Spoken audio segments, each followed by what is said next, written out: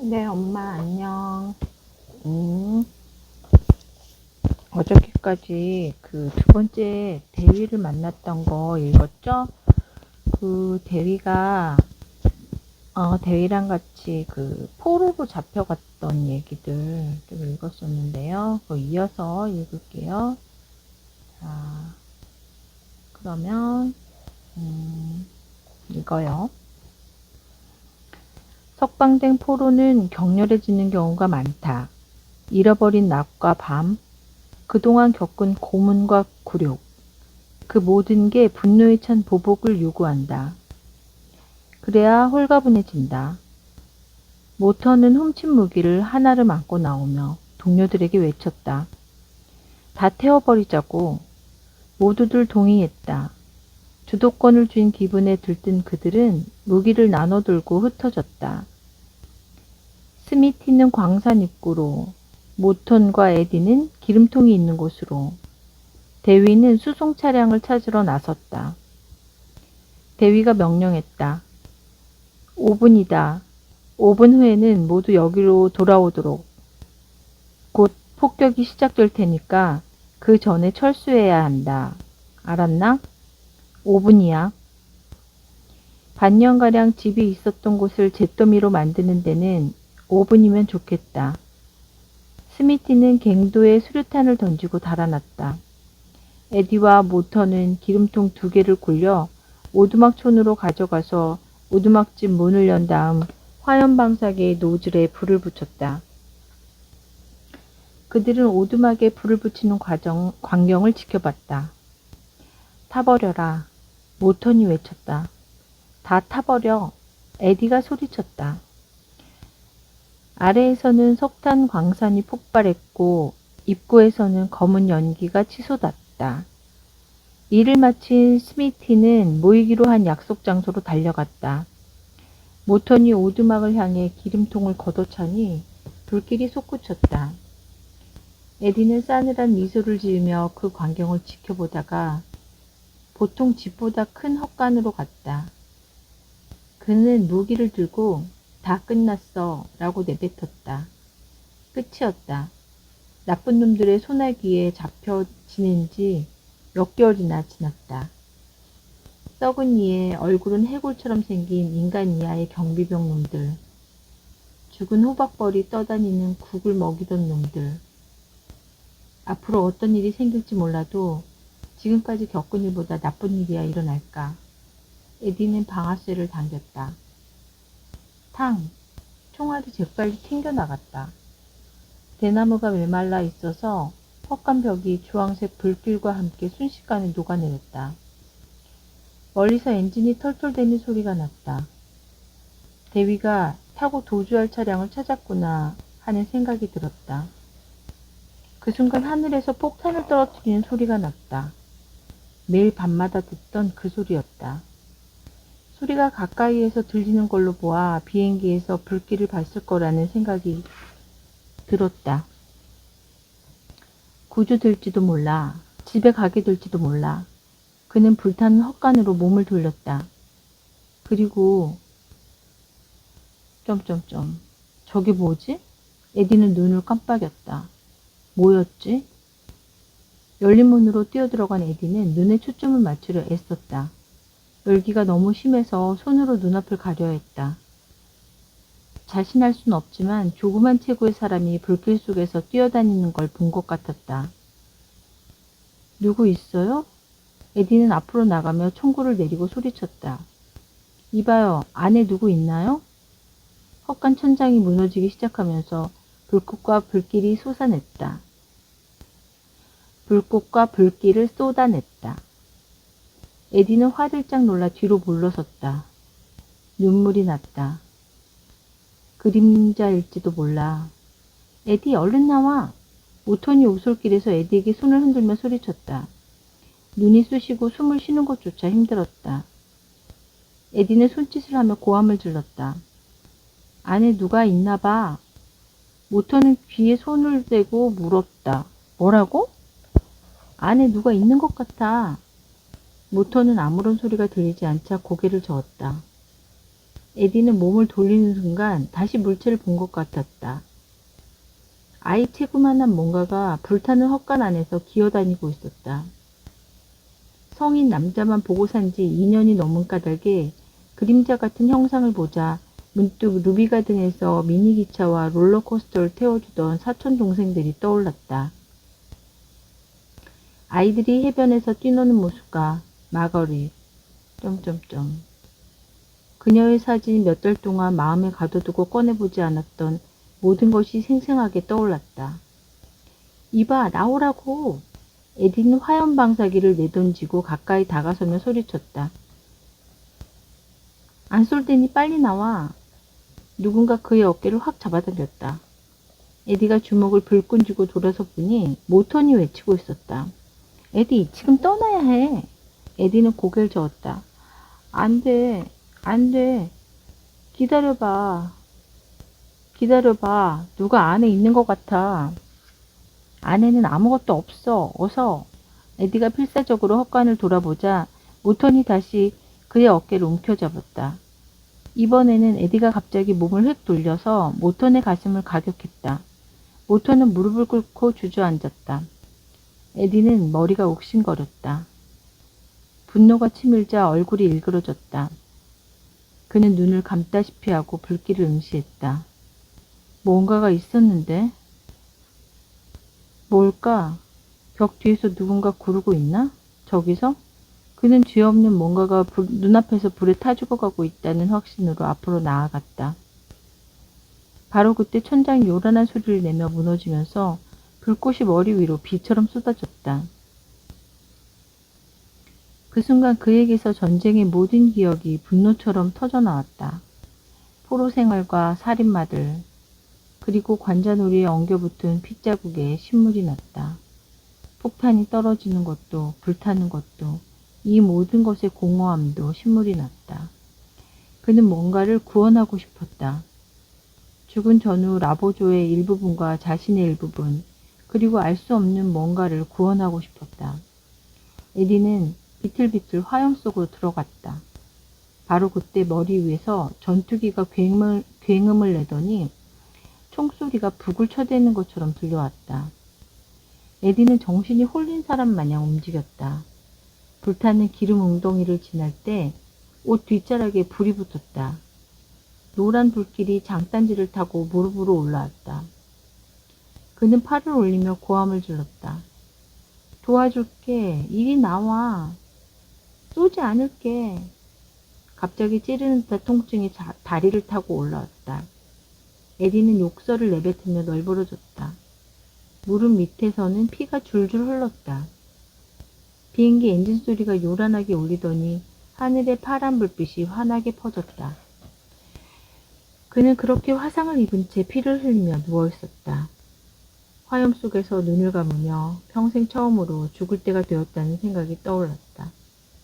그때 누군가 그를 당겨 흙바닥에 굴리며 불을 껐다. 뻣뻣해진 에디는 힘이 없어 저항하지 못하고 콩자루처럼 대굴대굴 굴렀다. 그는 곧 차 안에 눕혀졌고 전우들은 주위에 모여 정신을 잃지 말라고 격려했다. 등 부분의 화상이 심했고 무릎은 감각이 없었다. 정신이 아득하고 피곤했다. 정말이지 피곤했다.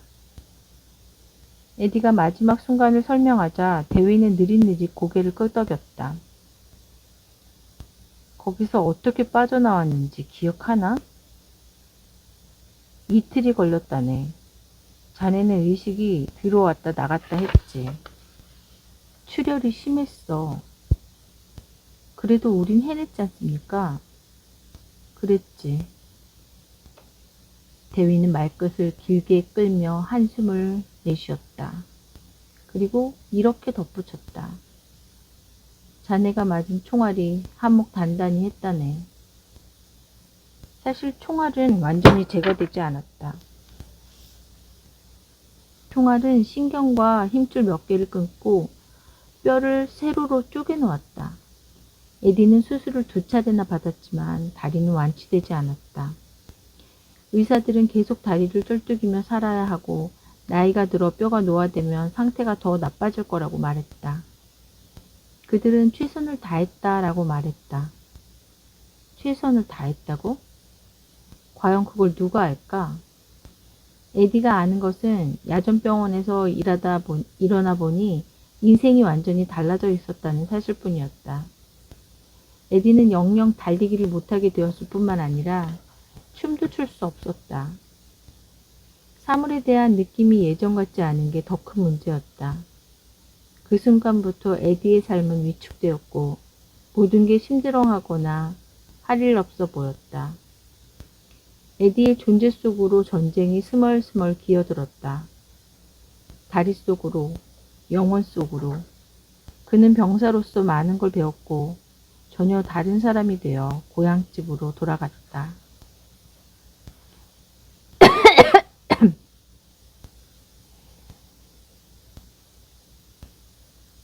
갑자기 살에구멍에 침이 들어갔어요. 물 좀 한 잔 마실게, 엄마. 아이고, 아이고.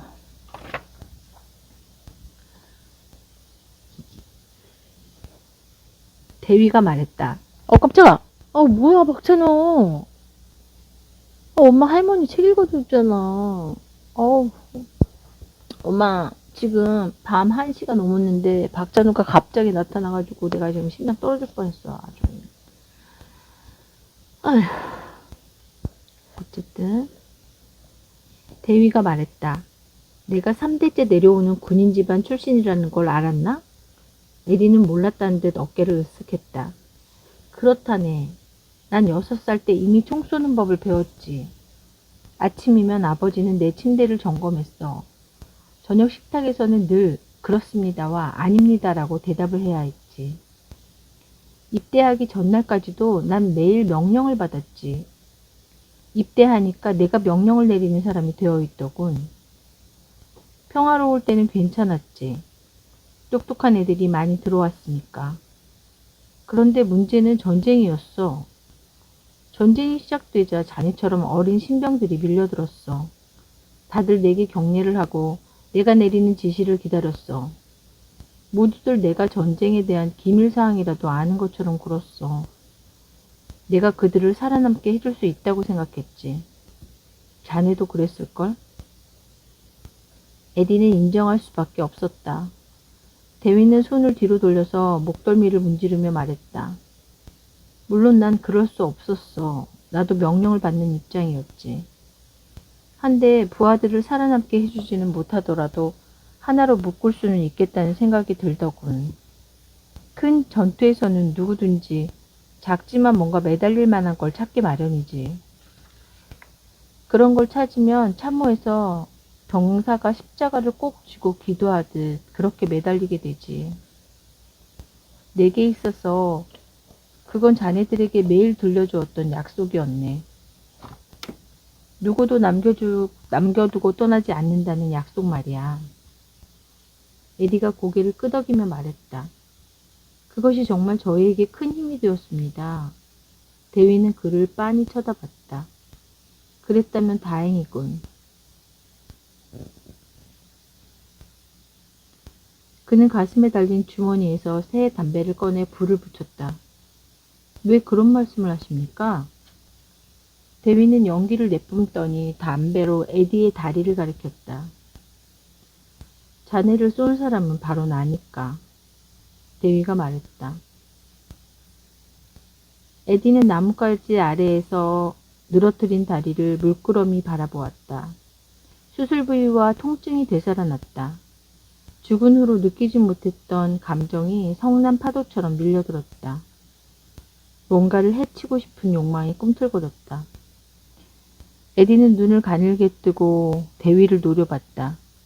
대위는 그럴 줄 알았다는 듯이 에디를 멍하니 바라보았다.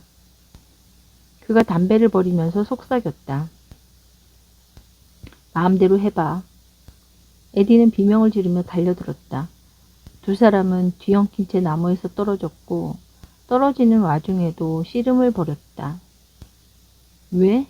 나쁜 자식. 이 나쁜 놈. 왜 그랬어? 두 사람은 진흙탕에서 서로 뒤엉켜 굴렀다. 에디가 대위의 가슴에 올라타고 앉아 주먹으로 얼굴을 후려갈겼으나 대위는 피를 흘리지 않았다. 에디는 대위의 멱살을 잡고 흔들어대다가 머리를 흙바닥에 꽝꽝 내리쳤다. 대위는 눈 하나 깜짝하지 않으면서 에디의 분노가 다할 때까지 날아드는 주먹을 다 맞으며 몸을 좌우로 굴렸다. 마침내 그는 한 팔로 에디를 잡아 제압했다. 대위는 에디의 가슴을 팔꿈치로 누르며 차분히 말했다. 안 그랬으면 불구덩이 속에서 자네를 잃었을 테니까. 자네는 죽었을 거야. 한데 아직 그럴 때가 아니었지. 에디는 숨을 몰아쉬었다. 때가 아니라니? 대위가 설명하기 시작했다. 자네는 헛간에 들어가는 데만 집착했어. 막으려는 모턴을 때려 눕혔지. 우리에겐 빠져나갈 시간이 거의 없었고 자네는 빌어먹게도 힘이 세서 맞버틸 수가 없었지.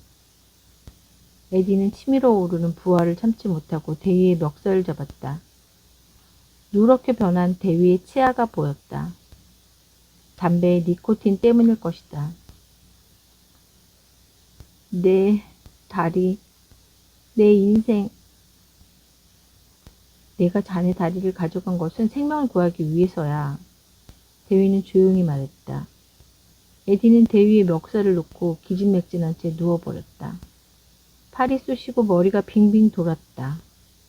그렇게 오랫동안 한순간에 붙들려 살았는데 그 한 가지 잘못에 인생 전체가 바뀌어버린 그 순간에 붙들려 버렸는데 그는 속삭이듯 말했다. 오두막에는 아무도 없었어요. 내가 무슨 생각을 한 거야? 그곳에 가지만 않았더라도 왜 절 그냥 죽게 내버려 두지 않았습니까? 아무도 혼자 내버려 두지 않는다는 말을 잊었나? 자네가 겪은 일은 이전에도 많이 봤지. 누구든 어떤 시점에 다다르면 더 이상 현실을 극복하지 못해. 어떤 때는 한밤중에 일이 벌어지기도 해. 막사에서 나와 반쯤 벗은 채로 맨발로 걷기 시작하는 거야. 집에 가려는 사람처럼, 길 모퉁이를 돌면 집이 있는 것처럼 그렇게 걸어가지. 어떤 때는 전투 중에 그런 일이 벌어지기도 해.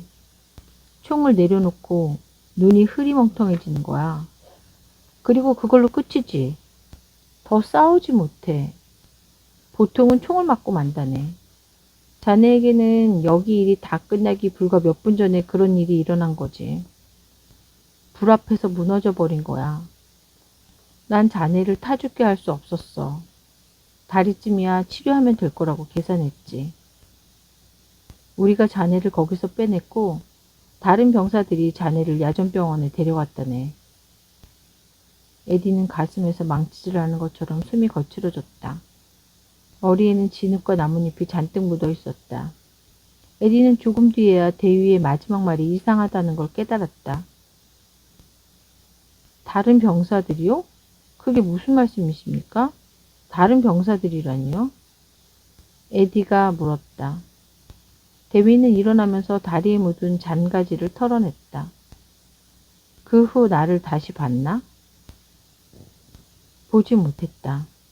에디는 야전병원으로 옮겨졌고 결국 부상 때문에 제대해서 고향으로 날아갔다. 몇 달 후에 대위가 죽었다는 소식은 들었지만 나중에 다른 전투에서 목숨을 잃었을 거라고 짐작했다.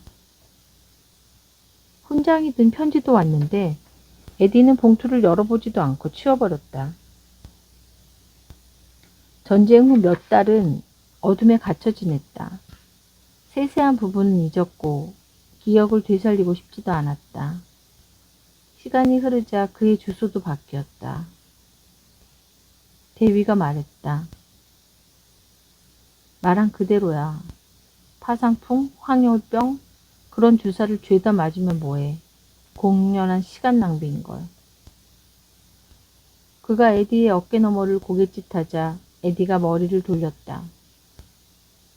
문득 그의 눈에 들어온 풍경은 황폐한 언덕이 아니라 그들이 달아나던 밤이었다.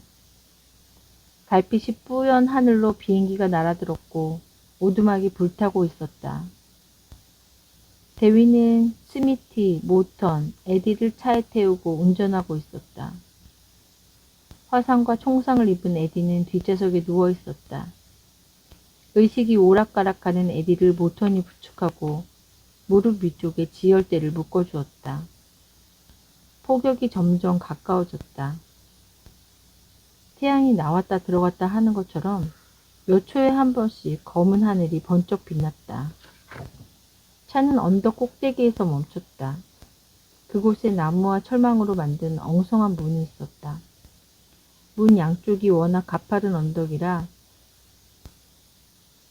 차가 문을 돌아서 지날 수가 없었다. 대위는 소총을 들고 운전석에서 내렸다. 그는 나무에 달린 자물쇠를 총으로 쏴서 부수고 문을 열었다. 대위가 모턴에게 운전대를 잡으라고 손짓하고 눈을 가리켰다. 그가 앞쪽길을 점검하겠다는 신호였다. 대위는 나무가 빽빽이 우거진 길을 맨발로 힘껏 달려갔다. 모퉁이를 돌아 40~50m쯤 갔을까? 길이 확 트이자 대위가 부하들에게 손을 흔들었다. 머리 위에서 비행기가 날아들었고 그는 어느 편 비행기인지 보려고 고개를 들었다. 바로 그 순간 그의 오른발 밑에서 딸깍 하는 소리가 났다. 땅속에서 불꽃이 솟구치는 것처럼 지뢰가 폭발했다. 대위의 몸은 공중으로 5~6m쯤 솟더니 산산조각 났다.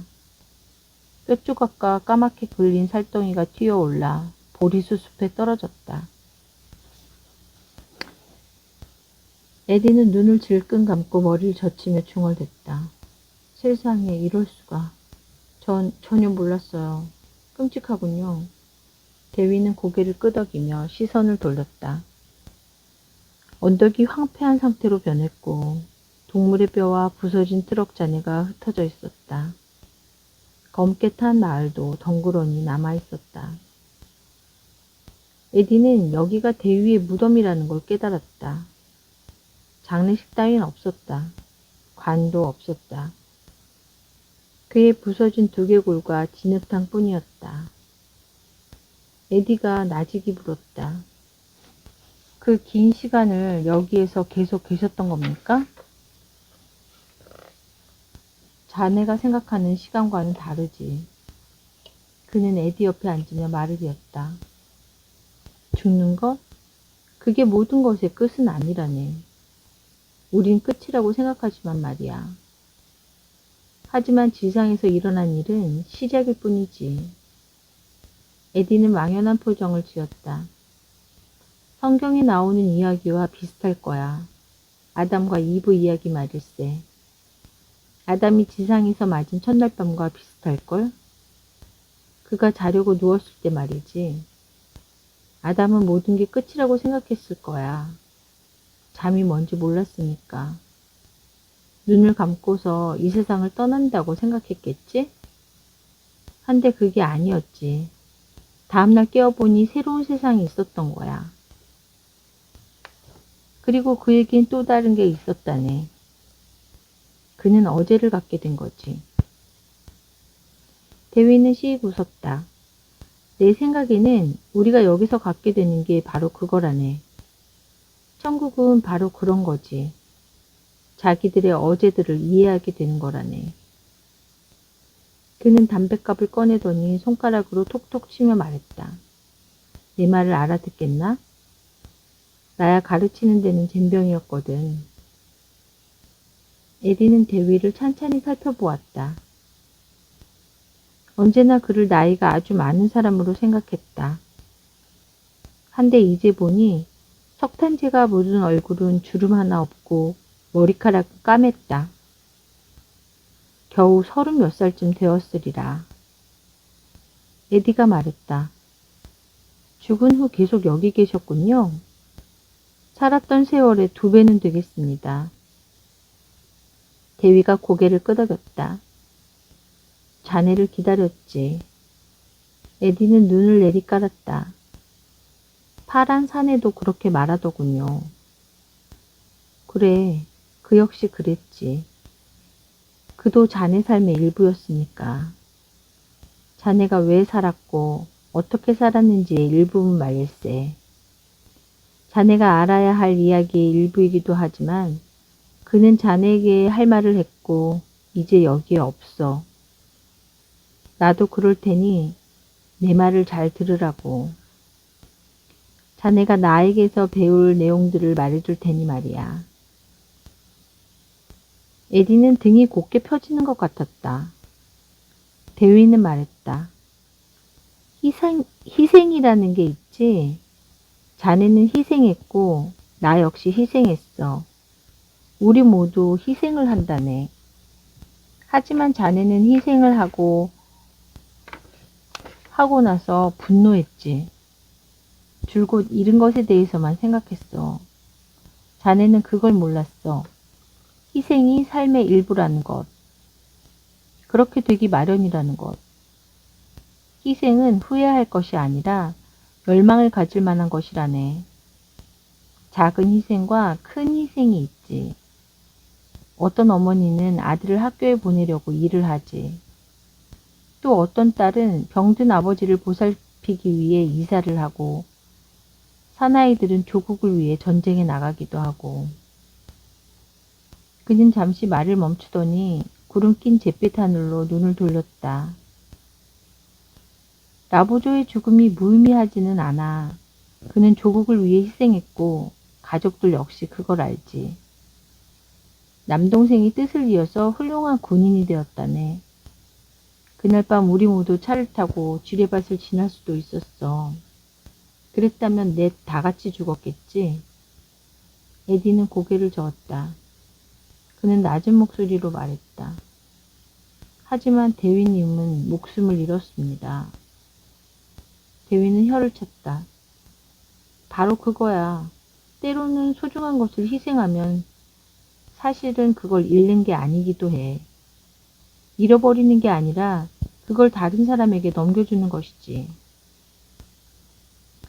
대위는 철모와 소총, 군번줄이 박혀있는 자기 무덤으로 걸어가 철모와 군번줄을 한 팔에 낀 다음 진흙탕에서 총을 빼서 투창하듯 던졌다.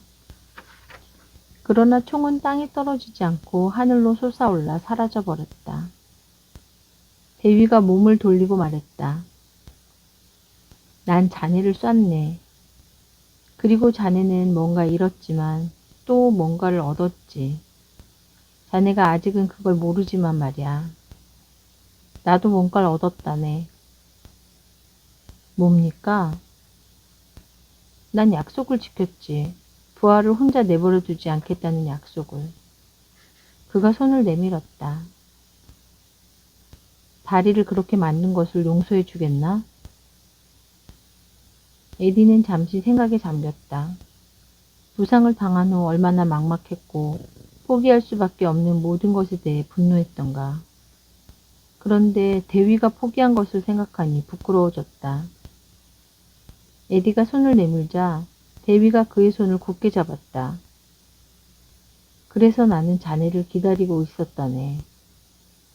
갑자기 그들이 앉은 나무에서 큰 가지가 떨어지더니 땅속으로 녹아들었다. 다시 그 자리에서 싱싱한 가지가 천천히 올라왔고 솜털이 달린 나뭇잎이 피어났다. 대위는 예상하고 있었다는 듯이 힐끗 위를 올려다봤다. 그러더니 손바닥으로 얼굴에 재를 닦았다. 대위님, 응? 왜 여기입니까?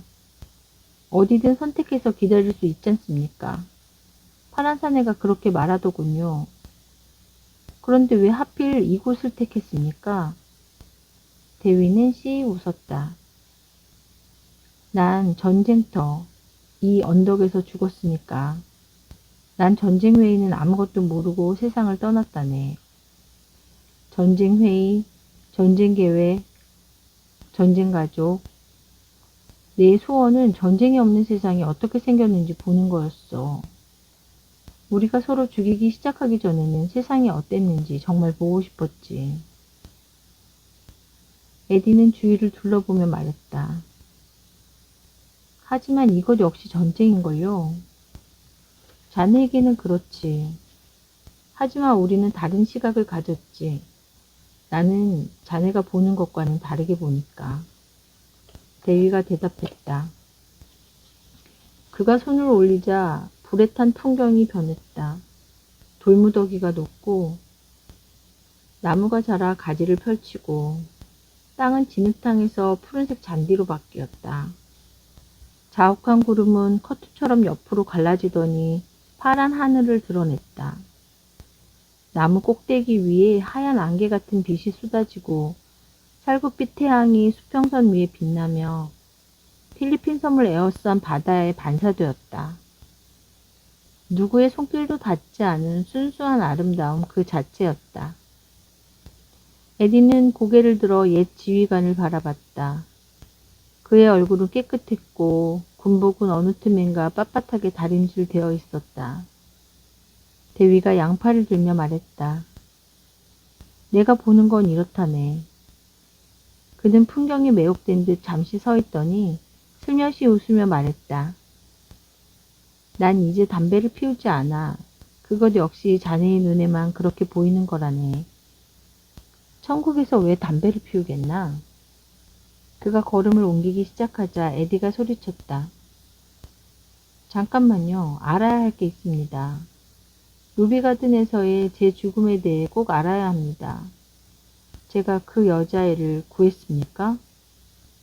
아이의 손을 잡은 느낌은 있지만 기억이 나질 않아서. 대위가 몸을 돌리자 에디는 말을 그대로 삼켰다. 대위가 끔찍하게 죽었던 것을 생각하니 당황스러워서 자신의 죽음에 대해 더 이상 물어볼 수가 없었다. 에디는 말끝을 얼버무렸다.